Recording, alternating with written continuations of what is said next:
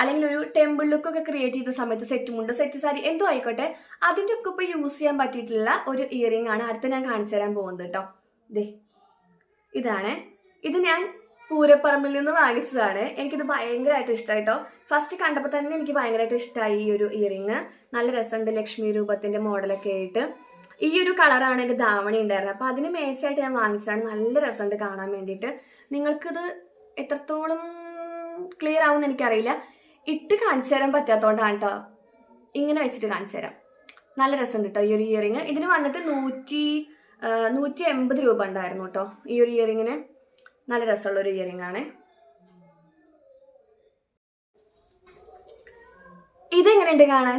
കൊള്ളാവോ? ഇത് ഞാൻ പൂരപ്പറമ്പിൽ നിന്ന് വാങ്ങിച്ചിട്ടുള്ള ഒരു ഇയറിംഗ് ആണ്.